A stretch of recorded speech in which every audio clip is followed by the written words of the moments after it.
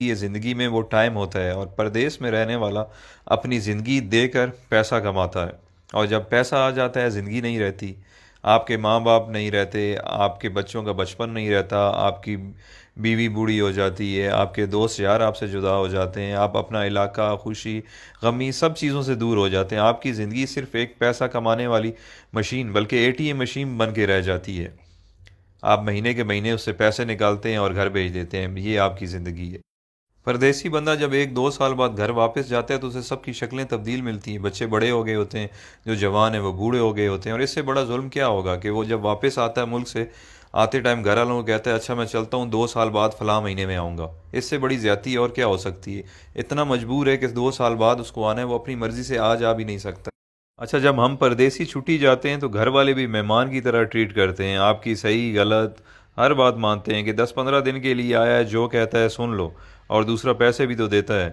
میں نے بہت سارے پردیسی لوگوں سے ڈسکس کی ہے، جب وہ 30-35 سال گزارنے کے بعد ملک واپس لوٹتے ہیں تو ان کے بچے بھی ان کی عزت نہیں کرتے ہیں، کیونکہ انہیں آپ کی عادت نہیں ہوتی ہے۔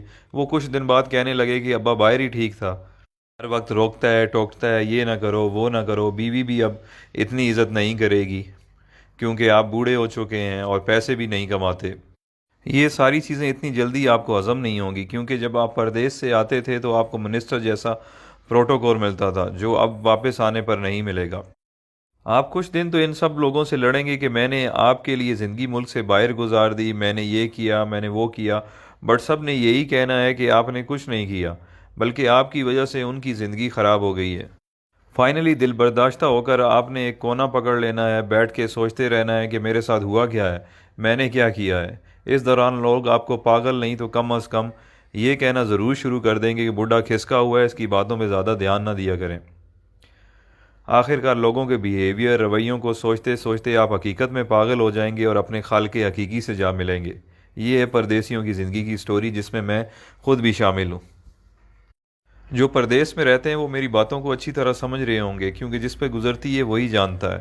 اب آپ مجھے بتائیں اچھا فیصلہ کیا ہے؟ ایک طرف پیسہ، صرف پیسہ اور صرف پیسہ ہے، اور دوسری طرف زندگی جس میں ماں باپ ہیں، بچے ہیں، بیوی ہے، دوست یار ہیں، اپنا ملک ہے، سب کچھ ہے۔ اللہ تعالیٰ نے ہمیں اتنے عظیم لیڈرز دیے تھے جن کی وجہ سے ہمیں اپنا ملک مل گیا، بٹ اس کے بعد بدقسمتی سے ہمیں اتنے بے ضمیر لیڈرز ملے ہیں کہ ہم اس ملک میں رہ نہیں سکتے۔ ہمیں کام کے لیے، روزگار کے لیے ملک سے باہر آنا پڑتا ہے، جبکہ ہمارا ملک وسائل سے مالا مال ہے، بٹ ہم پاگلوں کی طرح جیے فلاں بس نعرے لگانے کے قابل ہیں، اور یہی ہماری اوقات ہے۔ جس دن کرپٹ لیڈرز کو آپ نے جوتے مارنا شروع کر دی، اس دن آپ کو کمانے کے لیے ملک سے باہر نہیں آنا پڑے گا۔ یہ کرپٹ لیڈرز اپنی اولاد کی غیر موجودگی میں علاج تک نہیں کرواتے، اور ایمانداری سے پردیس میں ایک محنت مزدوری کرنے والا غریب انسان اپنے ماں باپ کے جنازے پہ نہیں پہنچ سکتا۔ آپ کبھی تجربے کے طور پر 1 گھنٹہ انٹرنیشنل ایئرپورٹ پر ارائیول اور ڈپارچر میں گزار لیں، آپ لوگوں کو اندازہ ہو جائے گا کہ پردیس میں رہنے والے اور ان کے گھر والے کس تکلیف سے گزر رہے ہیں۔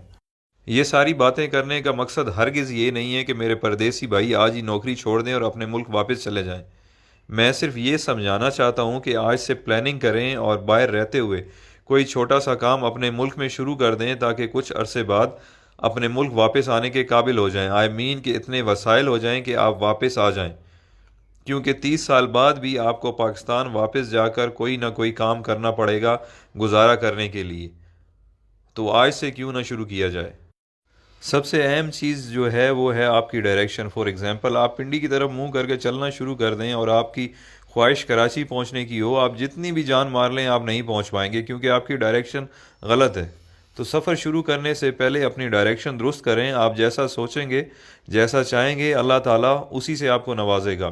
تو بڑا سوچیں، بڑا خواب دیکھیں۔ جب دینے والے نے کوئی حد، کوئی پابندی نہیں لگائی تو ہم خود کو کیوں لمیٹڈ کریں؟ بزنس ہو، ایجوکیشن ہو یا نوکری ہو، سکسیس آپ کو اس فیلڈ میں مل جائے گی، بٹ دیکھنا یہ ہے کہ جس کی جستجو آپ کر رہے ہیں یا جو خواب آپ دیکھ رہے ہیں اس کی اہمیت، ویلیو کیا ہے۔ اگر آپ کی خواہش پڑھ لکھ کر سرکاری نوکری کرنا یا ٹائی والی نوکری حاصل کرنا جسے آپ وائٹ کالر کہتے ہیں، یا آپ بزنس اس پرپس کے لیے کر رہے ہیں کہ چلو سکون ہوگا، کچھ کام نہیں کرنا پڑے گا، تو بھائی آپ کے خواب بہت چھوٹے ہیں۔ دنیا میں بہت کچھ ہے۔ کام ایسا سلیکٹ کریں کہ اگر آپ منزل پر پہنچ جائیں تو آپ اپنے اور اپنے گھر والوں کے ساتھ ساتھ خاندان، محلے، گاؤں، شہر اور معاشرے کے لیے فائدہ مند